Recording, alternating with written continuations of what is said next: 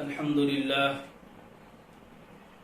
لله الواحد القهار العزيز الغفار مكور الليل على النهار تبصرة لذوي القلوب والأبصار اما بعد. محترم ناظرین، السلام علیکم ورحمۃ اللہ وبرکاتہ. پچھلے ہفتے آپ حضرات کی خدمت میں ایک واقعہ بیان کیا گیا تھا بنی اسرائیل کا. اس میں 3 لوگوں کی اللہ رب العالمین نے آزمائش کی، ان کا امتحان لیا. ان میں پہلا شخص تھا کوڑ کا مریض، دوسرا تھا گنجا شخص اور تیسرا تھا نابینا. ان تینوں کو اللہ رب العالمین نے ایک فرشتے کو انسانی صورت میں بھیج کر آزمایا. وہ واقعہ تو ہو گیا. اس کے بعد بنی اسرائیل کون ہے اس کے متعلق بات آئی تھی. اب اس واقعے سے ہمیں کیا سبق ملتا ہے، اس پر کچھ روشنی ہم انشاءاللہ ڈالیں گے. سب سے پہلی بات تو یہ ہے کہ یہ جو دنیا ہے اللہ رب العالمین نے بنائی ہے، یہ دارالامتحان ہے. یہاں آدمی پر امتحانات آتے رہیں گے، مصیبتیں پریشانیاں آتی رہیں گی، آدمی کے امتحان کے لیے، آدمی کی آزمائش کے لیے. کیونکہ سورۃ العنکبوت میں اللہ رب العالمین نے اس بات کو کلیئرلی بیان کیا ہے، احسب الناس ان یترکوا ان یقولوا آمنا وهم لا یفتنون. کیا لوگوں نے سمجھ لیا ہے کہ یہ کہہ لیں کہ ہم ایمان لائے، اتنا کہنے کی بنیاد پر ان کو چھوڑ دیا جائے گا؟ وهم لا یفتنون، ان کو آزمایا نہیں جائے گا. ایسا نہیں ہوگا، آزمایا جائے گا، ان کا امتحان لیا جائے گا. دوسری بات، اللہ رب العالمین بندے کا امتحان لیتے ہیں تو اس کے 2 طریقے ہیں. پہلا طریقہ تو یہ ہے کہ اللہ رب العالمین کچھ دے کر بندے کو آزماتے ہیں، اور دوسرا طریقہ یہ ہے کہ بندے سے کچھ لے کر اللہ آزماتے ہیں. عام طور سے ہم دیکھتے ہیں کہ جب اللہ کچھ دے کر آزماتے ہیں تو بندہ اللہ کو بھول جاتا ہے. لیکن جیسے کوئی چیز کوئی نعمت چھین لی جاتی ہے، سلب کر لی جاتی ہے، تو پھر بندے کو اللہ یاد آتا ہے. تو دونوں چیزیں الگ الگ ہیں. تو بندے کی ذمہ داری ہے کہ اللہ چاہے کچھ دے کر آزمائے، چاہے کچھ لے کر آزمائے. بندے کو سمجھنا چاہیے کہ میری آزمائش ہے، یہ میرا امتحان ہے. یہاں پر اللہ رب العالمین نے ان 3 لوگوں کو ایک نعمت دی تھی.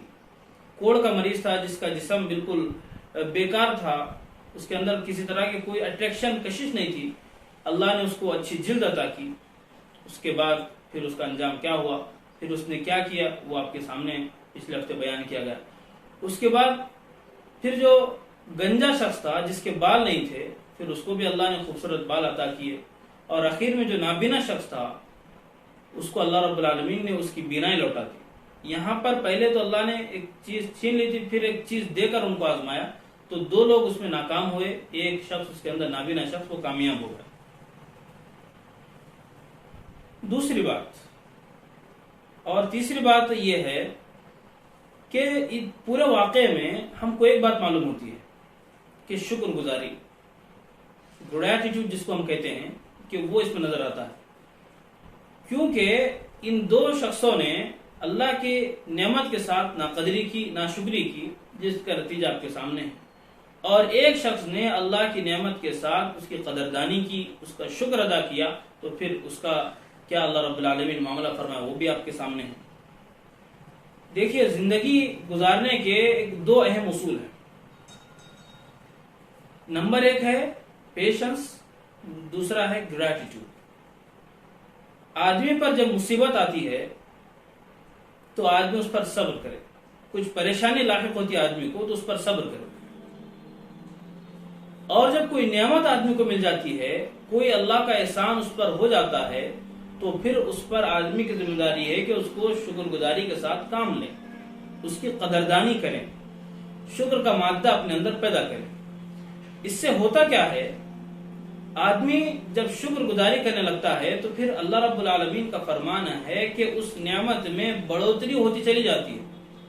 یعنی شکر ادا کرنا گویا نعمتوں میں بڑھوتری کی طرف ہم کو لے جاتا ہے. جیسے اللہ کا فرمان ہے، لَإِن شَكَرْتُمْ لَأَزِيدَنَّكُمْ وَلَإِن كَفَرْتُمْ إِنَّ عَذَابِي لَشَدِيدٌ. اگر تم شکر گزاری کے ساتھ کام لوگے تو پھر میں اور بڑا کر دوں گا اور اضافہ کروں گا. اگر خدا نخواستہ تم نے ناشکری کی تو پھر میری پکڑ بہت ہی خطرناک ہے. اس بات کو اللہ نے سورہ ابراہیم میں بیان فرمایا.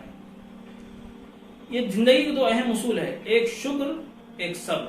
مصیبت پر بندہ صبر کرے اور نعمت کے ملنے پر شکر ادا کرے، زندگی بالکل آدمی کی چین کے ساتھ، آرام کے ساتھ، سکون کے ساتھ گزرے گی۔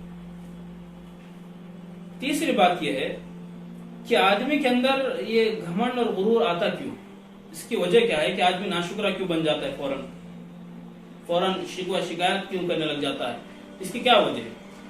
ہم دیکھیں تو اس کی ایک بڑی وجہ یہ نظر آتی ہے کہ جب آدمی اپنی حقیقت کو بھول جاتا ہے، اپنی اصلیت کو آدمی بھول جاتا ہے، تو پھر یہ چیزیں آدمی کے اندر پیدا ہوتی ہیں۔ کسی شاعر نے بہت اچھی بات بیان کی ہے، جو خاندانی رئیس ہوتے ہیں مزاج رکھتے ہیں نرم اپنا، تمہارا لہجہ بتا رہا ہے تمہاری دولت نئی نہیں ہے۔